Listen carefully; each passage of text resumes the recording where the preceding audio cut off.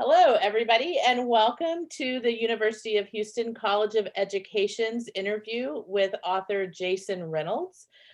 We are doing this interview as part of our teacher education program. In the teacher education program, our undergraduate students who are in their first and second semesters have spent this fall semester reading the book that Jason Reynolds wrote based on Ibram X. Kendi's book, Stamped. And we have doctoral students and faculty members who are facilitating small group discussions of that reading. So this evening, we have several people here who will be talking with the author, Jason Reynolds, and we want to welcome you to this interview. I'd like to introduce Kathy Berner of Blue Willow Bookshop, with whom we're partnering to hold this event. Kathy? Hello, everybody. I am so glad to be here. It is one of the great joys I have is to be able to collaborate with Dr. Hale and her colleagues at the University of Houston's College of Education, to be able to have student teachers reading some of the wonderful work that's being put out there for middle grade and young adults right now is just a delight, and we're so glad to deliver this content in partnership. I don't want to take any more time because you are not here to listen to me. I would like to introduce the three doctoral students, Abby Bachman, Neha Anand, and Keela Azel, who will be in conversation with the amazing Jason Reynolds. Take it away, guys. Thank you, Kathy. All right, Jason. So our first question that we got from the undergraduate students was from Alyssa, and she wants to know what inspired you to write Stamped? I didn't want to write Stamped. That's the truth, Alyssa. At the end of the day, it's an interesting question because there's always the assumption that the things we do are things we want to do. Ibram asked me to do this for him right after he won the National Book Award back in 2016. He realized that everybody who had read the original Stamped, right, Stamped from the beginning, that there were all these people coming up to him and saying like, oh, I really wish I would have had this book when I was younger. I wish we would have been learning this stuff in school when I was a kid. And, I wish I could give it to my kids and so forth and so on. And so he called me, invited me to dinner because that's how you woo people, right? So he's like, come to dinner. I want to, come hang out with me. And he's like, look, I need you to do this favor for me. I need you to make this into something that's a bit more palatable and accessible for everyone, specifically for young people, but really for everyone who might not be in the academy, right? Or who might not be in sort of a hyper academic space. And I said, no. I said, absolutely not. Because I felt like sometimes it's okay to leave well enough alone.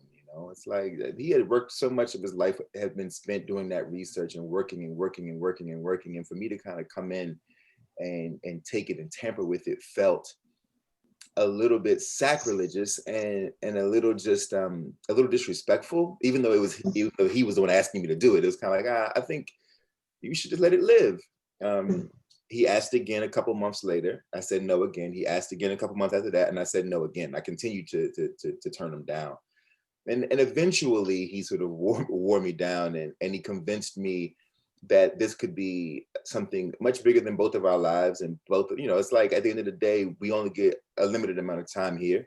And this could be something that could live far longer than the two of us. And maybe, just maybe, it could make a splash and like help us to turn a corner as it pertains to the way that we teach these things to primary, secondary school. And so I took it on. But it was never anything that I wanted to do. I'm a novelist, right? And I'm a novelist for a reason, because I don't like the rules, and I don't like, I don't like the facts, right? I mean, like, I don't like, I deal with the facts in real life more than enough. So when I'm making art, I want to kind of push myself way outside of that which is factual and just try to use my imagination to tell stories that I actually love. And I had to figure out how to strike a balance with doing it with this book, but ultimately I said yes, and here we are today. Yeah, just a side note, I teach high school English as well. And so I'm thinking about like all the novels that we've read with our students and things like that. So, which leads into the next question. Your novels are what you're kind of a lot of my students know you for. But Tanya wants to know, do you have plans to write other books like Stamped? I mean, I'm assuming she means like informational nonfiction. Yeah, nonfiction. No. You know what? Now, to be honest, to be completely honest, I'm not opposed to it, right? My career, if anyone who's been following my career, it isn't hard to tell that I like to live in the deep end, right? Like I'm okay with the deep water. I'm okay with sort of putting myself in a situation that is going to cause me to do things that I wouldn't normally do. It took a long time for me to say yes to this one. But ultimately, I mean, you look at sort of the trajectory of my career, it's always about like, all right, let's make a turn here and do something new, do something different. Let's see if I can push myself. So I'm not opposed to it, especially now that I know that I've got a little extra in my quiver, right? Because once you do a thing, you gain a certain tool, you gain skills. I'm like, all right, well, I can do it as long as I can do it my way. Right. I ain't never gonna be Walter Isaacson. I ain't never gonna be Cornel West. I ain't never that ain't my jam, right? But if I could be me and manipulate the language however I want, then I'm not opposed to it. And honestly, to be completely honest with you, even though the book is Stamped is meant to sort of break open the conversation around race for young people or build a lexicon around race for young people, what I really hope it does, to be completely frank with you, is I hope it challenges what we think a textbook is and what a textbook could be. Right. True. Mm-hmm. All right. Moving on to the next question. Mia W wants to know, what was your process in writing this book? Did you write it on a tablet, computer, phone, with a pencil, on a paper? What else can you share with us about your writing process? And I think it is important for us to know that as well, because we're doctoral students and we write a lot. So what would you want to say about that? First of all, let me tell y'all this: I ain't never finna be no doctoral student. I can tell you that. I can tell you, like, I teach grad school. I don't have a master's degree, and they gave me an honorary doctorate, and I thought it was the funniest thing in the world because I know it don't really mean nothing, but also because I didn't really do the. I mean, like, I didn't like do the work that y'all are doing, so I felt disrespectful. I felt like I was being disrespectful by even accepting the thing. But I ain't never, ever, ever getting a doctoral degree. So I got a lot of respect for you. Never gonna happen. But because and the reason why is actually it leads into the answer to this question. The reason why is because I'm not very studious. I don't have the academic chops, to be completely honest with you. I don't have the skill set, and I could develop it, right? But I don't have the skill set to research and study. That isn't. I wasn't a very good student. Like I wasn't a great student. I struggled when it came to that kind of thing, and so so when it came down to writing this book, in terms of the process, you can imagine this was really daunting for me because here I have a 700-page book to work from that I have to know, right? I got to read this thing front to back, front to back, front to back. I've got to figure out which parts am I going to extract, which parts am I going to leave, how to sort of interpret all of this information, how to synthesize it. Do I even have the intellectual capacity to do so? Right? This is a very real thing. Like, and I think as writers, people always assume that writers are that we're automatically that we have some sort of intellectual prowess. And the truth of the matter is that's not always true. I'd like to believe I'm a pretty intelligent person, but I also know my limitations, right? And so it was complicated to figure out what the entry point was when writing this book. I wrote 2 or 3 different drafts, and I wrote on computer and in a notepad, both. I always do. Young people out there, please don't be afraid of pen and paper. I promise you, it is a different, the brain works differently when you are using your hand in this way. And I know it feels really antiquated, but the moments where you get stuck on your screen, pick up a pen, and I promise you, things will open up in a way that you didn't expect. And so I always use both. And I wrote 2 different drafts of this thing, both of which were twice as long as the one that came out. And when I turned them in, the editor said that I was doing my best Ibram impression, right? It was like, this is like, you're trying to make a younger version of his book. Of course, I'm like, isn't that what you asked me to do? And they're like, no, that's not what we're asking you to do. That's not what we're asking you to do. What we're asking you to do is to make your book, right? Make your version of his book, not a younger version of what you think he would have written, but your version of this information. So basically it was rewrite this entire book just using his information and do it your way. And so I had gone to New York. When I got that news, I had gone to New York to tell them that I quit. I had gone to New York. I was going to take the editor to lunch to tell her that I was going to give her the money back and then I would walk away from this deal, because I just don't know if I was like, I had been hitting the wall and I had other things to do, right? This was an extra project, right? Like I got my own work that I can't remember at the time what I was working on, or I think I was still touring the track series or touring Look Both Ways was about to come out. Like I had all this stuff going on. And I'm like, I don't really need to do this. Like this is extra. And I don't know if I got enough space, emotional and mental space for this extra bit of work. And so she says, just take one more stab at it. But just write your book, man. We want you to write a Jason Reynolds book, right? And that means something, right? And so do whatever you do using this information. And I looked her in the face and I said, well, if you want me to write a Jason Reynolds book and you want me to be who I really am on the page, then that means that I have to operate from a certain space of irreverence, because I live my life with a certain space of irreverence. And when I was a kid, I hated these kinds of books. So that's the reason. So when I got on the train to go home, I wrote on my notepad the very first line, which is, this is not a history book.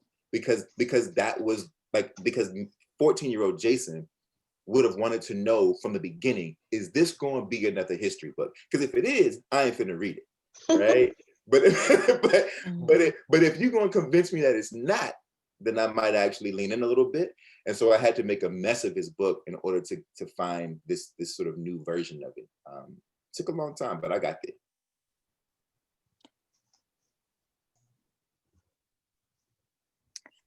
So the next question, Amber R, is, when you disclosed about the first known racist, how did you know or come to the conclusion that Zurara was in fact the first?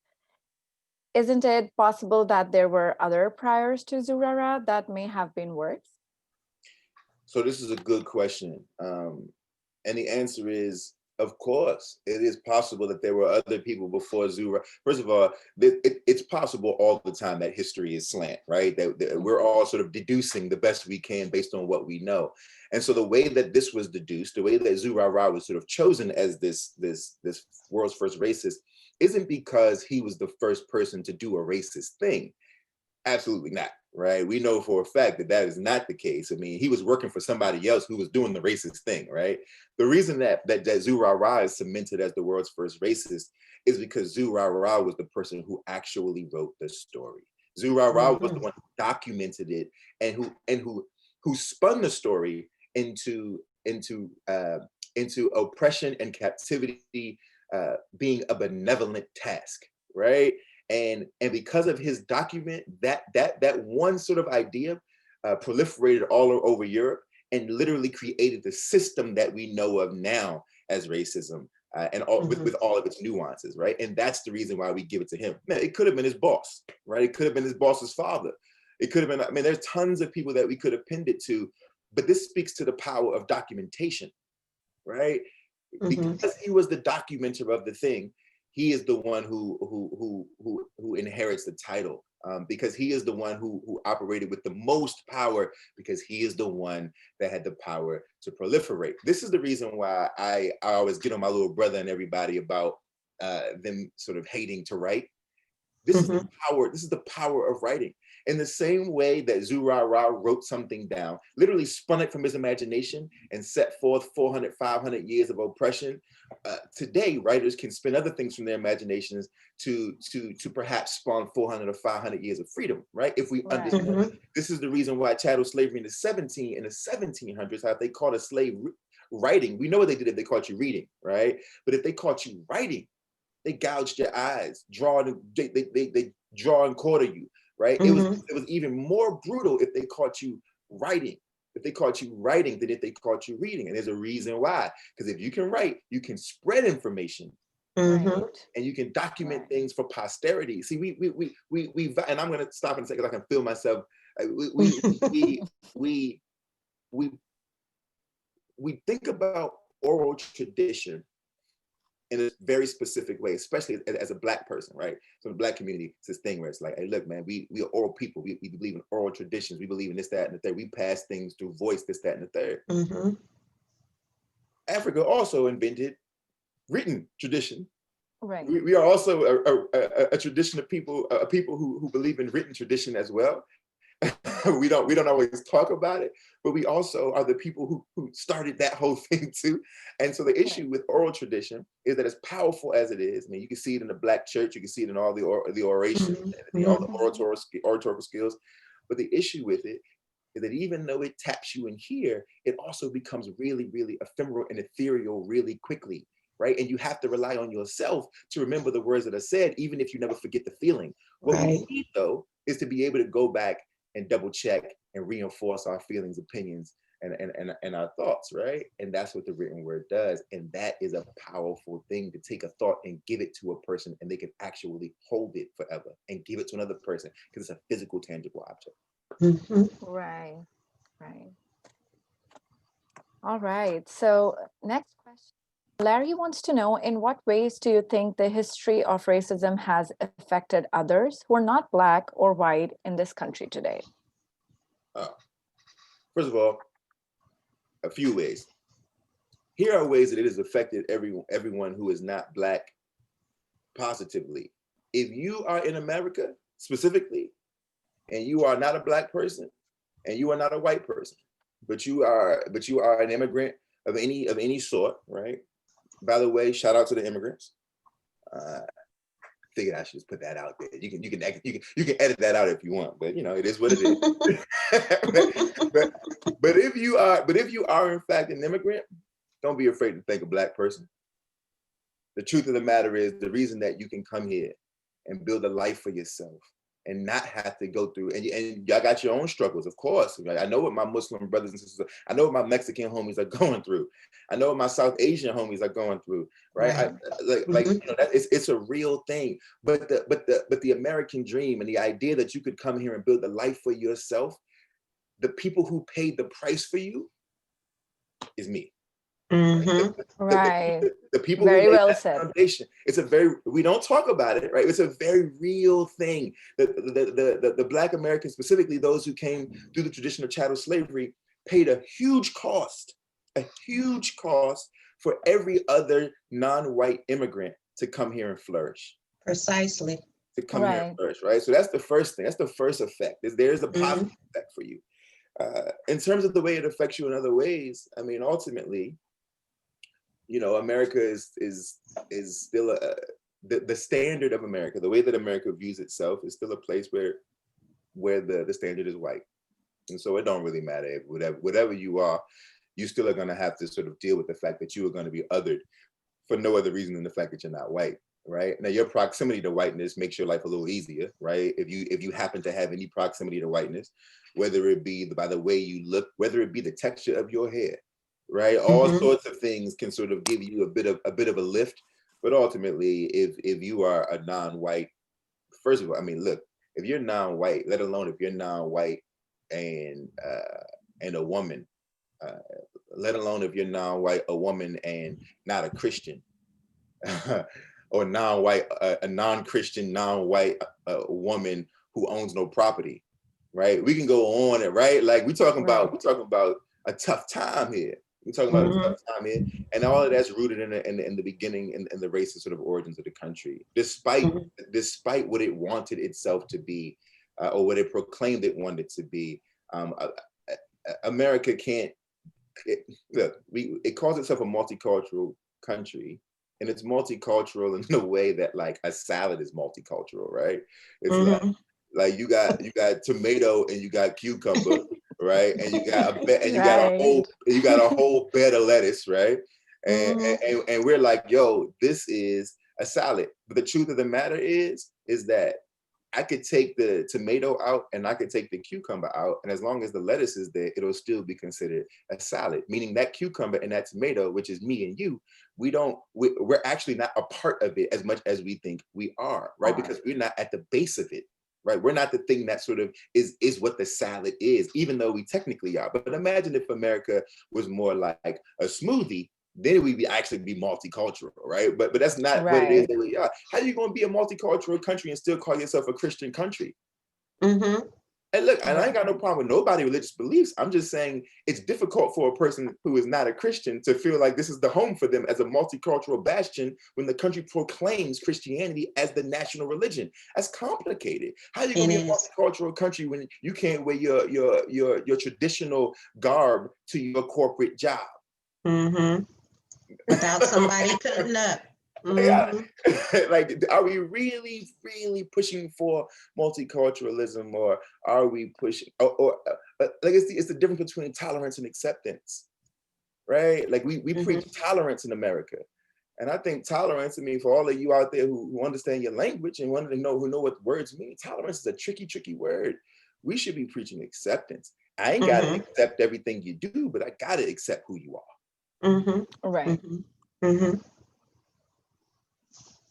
Okay, so the next question is from Crystal. And Crystal says, what were or what are your own experiences with racism? And what would you say to people who don't think racism is still happening? Well, first of all, people who don't think racism is still happening are people that I don't have the energy to talk to. We get to listen. I'm a grown up. We get to pick and choose where this energy gonna go, and I am done wasting my breath trying to change a person's mind whose mind don't want to be changed. You got to lean into this kind of conversation if you want to know, Exactly.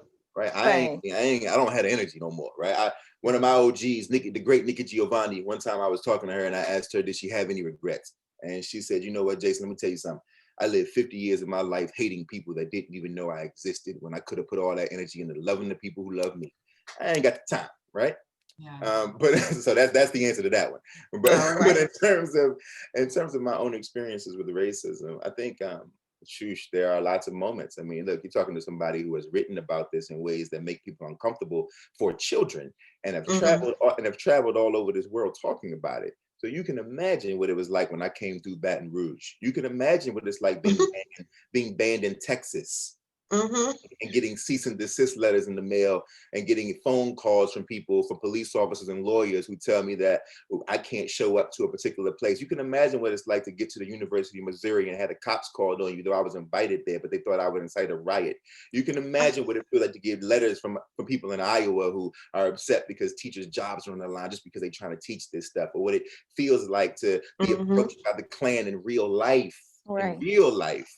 Right? Okay. To be approached by out and open and proud white supremacists in real life who let you know that they know who you are and what you do, to have police officers line along the front doors of schools because they don't want you to come. And this is just the career part of my life. If I were to talk about my personal life outside of all of this, it goes even further. But just to give you and just to give you some insight on what this looks like in a more intrinsic and subtle way. When I got into this game, nobody wanted to publish my work.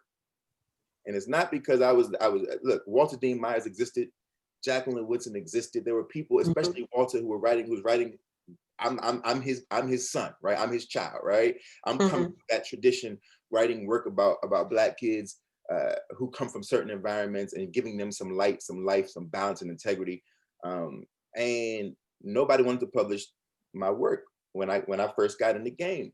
And so when I finally got a book deal, my second book deal, I've been around for a long time. The first time was when I was 21. Book came out, recession hit, I flopped. Took a long time to get back in, but when I got back in, I told myself, because I understand how race works in this industry, let alone in the world, I told myself, if they ever give me another chance, if I ever get another shot, I am going to write so many books so fast that it will force their hands. It will force everyone, that they wouldn't be able to shut me out. There's a Walt Whitman quote where he says, unlock the doors from their unlock the doors. And then he says, then he pauses and he says, no, unscrew the doors from their jams, right? Basically saying, unlock the door, no, knock the door down, right? And that was my plan. And so people always say, like, man, Jason, you wrote 15 books in 6 years or whatever it is. And it's like, yeah, that's what fear looks like. Right? That's what it means to fight racism that most people don't even know is there, because I knew that in order for me to get a fair shot and a fair shake I had to work not twice as hard. I had to work 3-4 times as hard as everybody else in order to make some space for my work, and the people coming after me would hopefully have it a little better, which many of them do, and I'm grateful for that. And unfortunately, that's true for Black people in all areas. Got to work twice as hard, 3 times as hard to get a fair shot. Yeah. Okay, so question number 9 comes from Joanna and Abigail, and they want to know, how can we improve our teaching practices to help combat the racism prevalent in educational settings? Man, it's interesting because I think it's such a good question. But what I'll say is, we can't separate ourselves from the teaching. Is one of those things that's vocational, right? If it's only occupational for you, this is a waste of time. Right. And so first we have to make sure that we're not separating ourselves from the vocation. So the question is, how am I a more effective teacher? And it's like, well, first one must get to know themselves. Right, let's figure out who you are. Let's do some of that self-work first and foremost, because it don't matter, because there's no pretending, there's no faking, right? Racism is one of those things that's vaporous, right? It can get through every crack, every wall, every metal, every steel. Right? Racism is more like a gas than a solid, right? So because of that, we really got to do a little self-work. Are you checking your biases? Are you making sure that you know who you are and where you are triggered and where your sort of assumptions and stereotypes show themselves? And by the way, this is a human thing. Right? So the reason that America can't deal with race is because we're scared that racism is like some kind of scarlet letter, right? And the matter is that prejudice is something that every human has to deal with. To prejudge is to protect, right? That's where it comes from.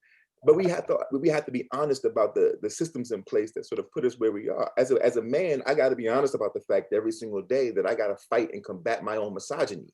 Not because it feels terrible to have to admit that it's in me, but I know it's in me, and it's dangerous to admit to believe it's not in me, because then I will become harmful. Right? So like, first thing one must do is accept the fact that the country that we were all born and bred in, many of us were born and bred and raised in, has created a space for us to be this way and has bred us a certain way. And if you don't feel like you have been affected by it, if you feel like you're impervious to it, I promise you are being harmful in ways you have no idea about. Right?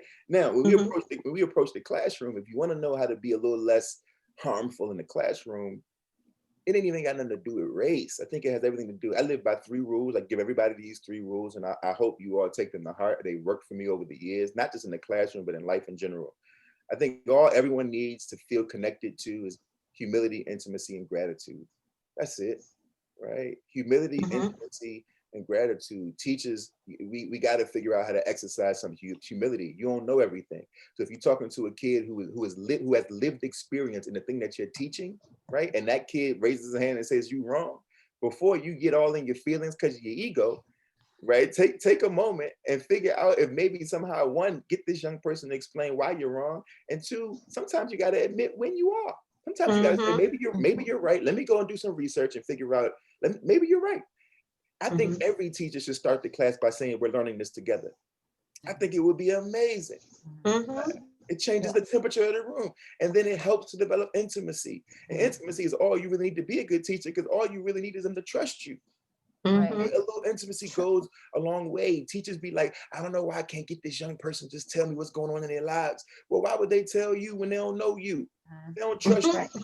They don't know nothing about you. You ain't told. Keep it real. Keep it real. Yeah. Why would what a strange entitled thing to believe that some young person, just because of the mere fact that they are young, that does not make them a half-formed thing. They're a whole-formed younger people, right? Just because they're young don't mean they owe you explanations without knowing who you are. By the time they get to your class, adults have failed them more times than they can count, and you want them to trust you without giving them any information about who you might be. Right? Give a little, then you'll get a little bit. And at the end of it, extend some gratitude. Kids don't owe you nothing, right? But you owe it to them.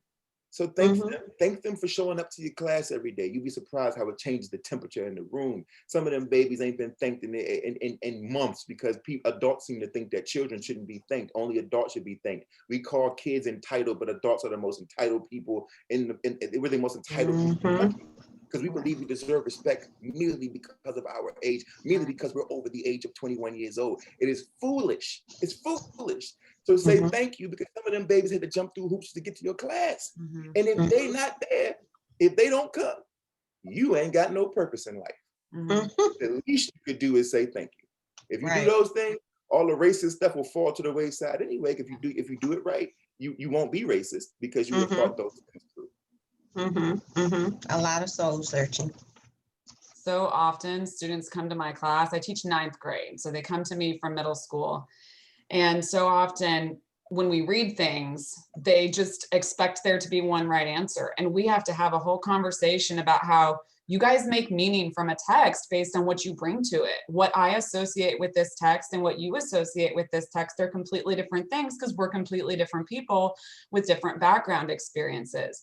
And it blows my mind that blows their mind, right? That they've been taught up until they get to me that there's one way to interpret it, and it's the teacher's way. Like, tell me the right answer. And so I have to work with my kids so much on, you make meaning, right? Like, you justify why you think the text is about this, or why you think, Jason Reynolds didn't tell you what happened at the end of Ghost at the race, right?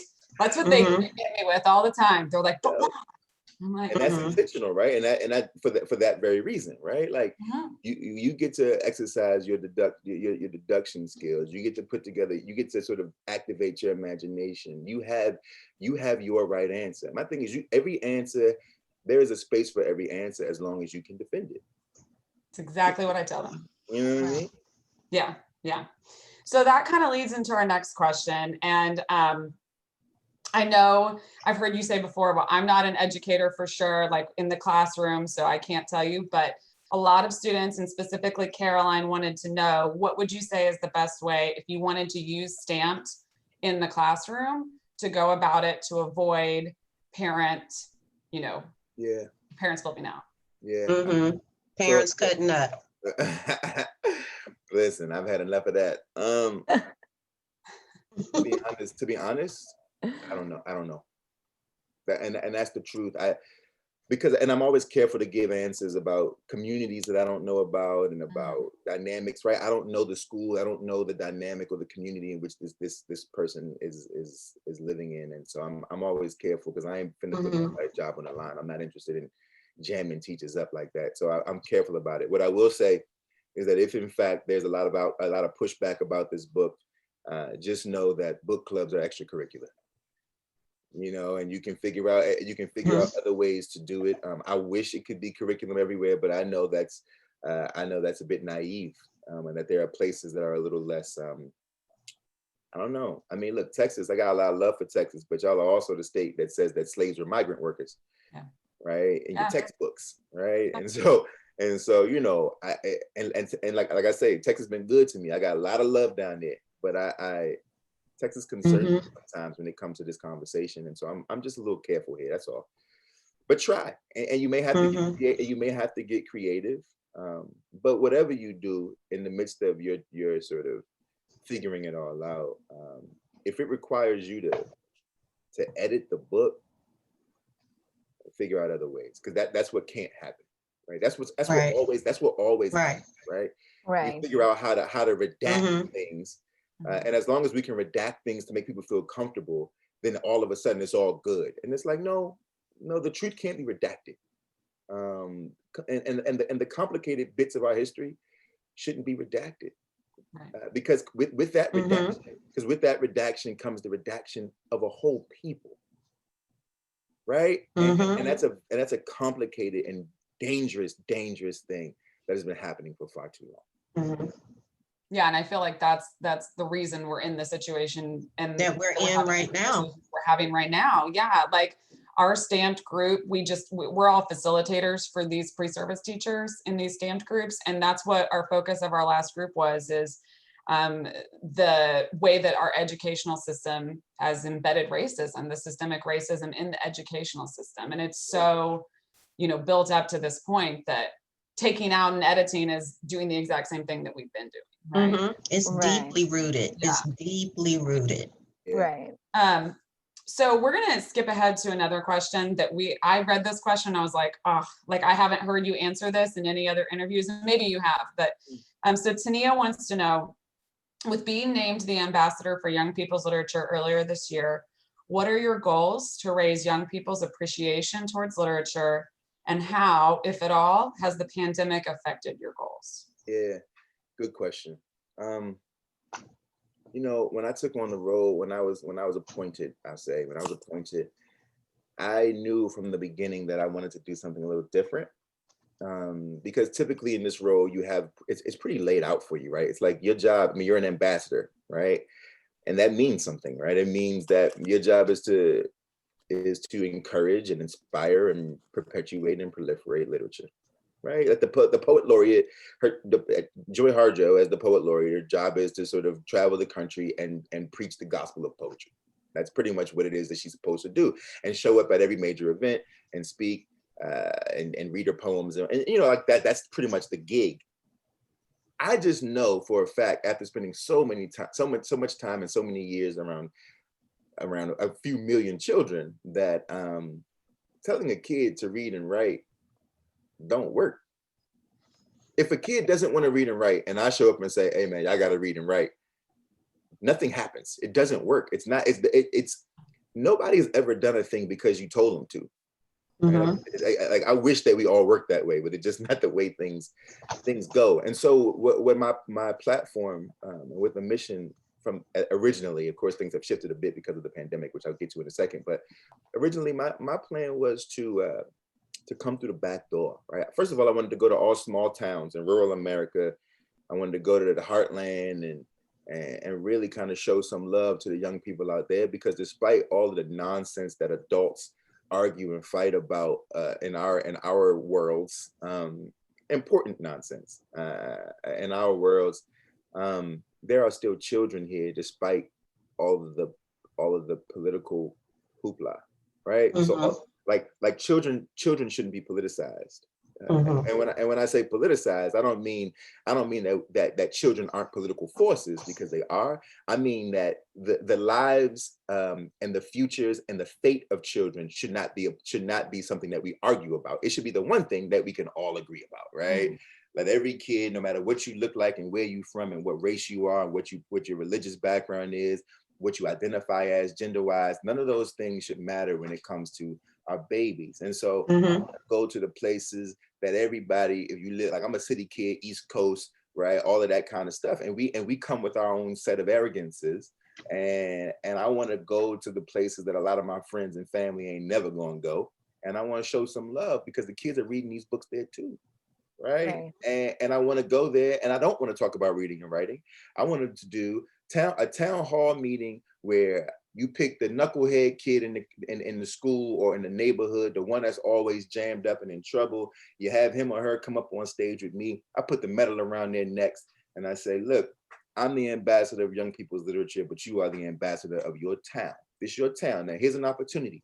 You get to ask me any question you want, or a series of questions. You can interview me publicly in front of all these people in your town. Ask me anything you want to know. Nothing is off the table, right? And the reason I'm doing this, I wanted to do this, is because this is what I do in schools anyway. I'm sure Kathy's been with me at some of these events, you know, like when I get to the Q&A, I tell the kids, you can ask anything. And the teachers get all flustered, right? But the moment that we muzzle a child's question, we've told that child that his curiosity is wrong. Right. So why not put the trust in the adult? Put the trust in me that I can handle whatever's coming, right? Right. And I've had kids say like, "Yo, Mr. Jason, what kind of car you drive?" Right? And I answer the question, because that's the moment. That one moment would be the moment they remember for the next. Right. You could have asked Judy Blume what kind of shoes she was wearing, and she answered the question. Right? Right. And so we're gonna have this. I was gonna have a really informal conversation where we laugh and joke, and of course I would slip in the book stuff here and there, right? And then after that, we would do interviews with these young people, right? It would be my turn to do some interviewing, and we would record these interviews for StoryCorps, which is connected to NPR. And I would ask them questions about their hometowns and let them tell their stories. And I would ask questions like, "What do you think we think about your hometown?"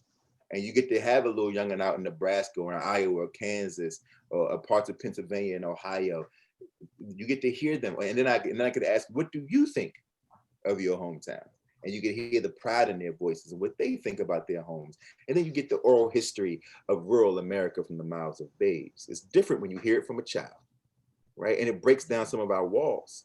And so that was the original plan, but now we're sort of pivoting a bit. We're gonna do some of it through Zoom, and it won't be the same, of course, but hopefully next fall. I mean, I got a whole nother year left, so hopefully next fall I can hit the road and we can still make it happen. That would be amazing. That sounds amazing. Thanks. I would love to hear that. So, Do we have time for one more? Do you have one more question, Keela? Go right ahead. Mhm. Oh, and Okay. I want to say really quickly before you ask your question, the reason why I'm doing it this way is because young people who don't like to read, the reason they don't like to read oftentimes is because they don't know that they already exist on the continuum of stories being told. And so what happens is they believe that the stories that exist outside of them are valuable and not the stories that exist inside of them. And so if I can get them to understand that their stories themselves are valuable, then it's a lot easier to convince them that the story I'm trying to give them might actually be worth something too. That was the point. Okay, so last question. Okay. We know tomorrow, well, know what tomorrow is. Sure, So this sure. question kind of correlates with that. Okay. So the question says, how do you see the ideas and events that you write about in Stamped, specifically surrounding voting in the Black community, manifesting in today's society? Oh, I mean, voter suppression is still a thing that we're dealing with in a very real way. And it's one of those weird things that people continue to pretend isn't a thing, right? Which has always, by the way, been the case in America, right? It's like America is the king of the gaslight. It's like there's always a way for people. I mean, honestly, like it's one of these weird things. Like it's interesting. Everyone has tried to convince Black people that something is wrong with Black people. Mm-hmm. And what we know, and this is something that Dr. Kendi said when he first wrote Stand from the beginning, he said the whole point was for him trying to say, there's nothing wrong with Black people. There's something wrong with the systems in this country, right? But there is nothing wrong. We're no different than anyone else, right? And so I think the voter suppression is happening right now. I mean, I've been seeing on the news. I mean, look, y'all been seeing it on the news too. It's intense what's going on. Voter suppression is real. And then the other thing is, the fear mongering is wild. And that's always been the case too, right? How can we convince folks, specifically white folks, that everyone who is not white is scary? And that right, and that whatever happens tomorrow is going to be a frightening. This is going to be a terribly damaging thing. They're gonna come in your houses. They're gonna steal your things. It's like, wait, what are you talking about, man? Like that's it's just not a thing, right? Right. But this is the power. This is the power of narrative, and this is why Ra is the world's first racist. This very reason, because he was the one who did it first. This very thing, he is the one who did it first. And it's still moving on its own axis. Jason, thank you so much for joining us at the University of Houston and talking to our teacher candidates, as well as to our doctoral students, Abby, Keela, and Neha. We so appreciate your time, and we appreciate what you're doing for young readers. And even older readers like our students. So thanks so much, and we'll look forward to talking with you again. Let's make it happen. Peace, y'all. Thank Thank you. you.